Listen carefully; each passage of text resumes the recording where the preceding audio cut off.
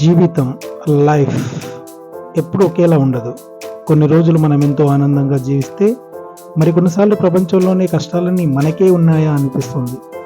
ఎప్పటికప్పుడు జీవితం అనేది కొత్తగానే కనిపిస్తుంది. కొందరు వయసు పెరుగుతుంటే కష్టాలు తగ్గుతాయేమోనని అనుకుంటారు, కానీ అందరి విషయంలోనూ ఇది సరికాదు. అయితే పెరిగే వయసుతో పాటు ఎన్నో పాఠాలు నేర్చుకుంటూ ముందుకెళ్తాం. ఈ క్రమంలో మనం జీవితంలో కొత్త విషయాలు నేర్చుకునేందుకే అలాగే భవిష్యత్తులో ఎదురయ్యే సవాళ్ళను ధీటుగా ఎదుర్కొనేందుకే కాస్త స్ఫూర్తి అవసరమేమో. అలాంటప్పుడు జీవితం విలువలను, మనల్ని మనం ప్రేమించుకోవాల్సిన అవసరాన్ని, సానుకూలతను పెంపొందించుకోవాలి.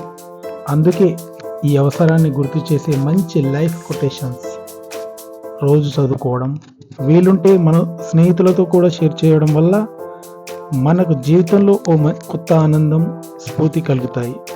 Thank you so much.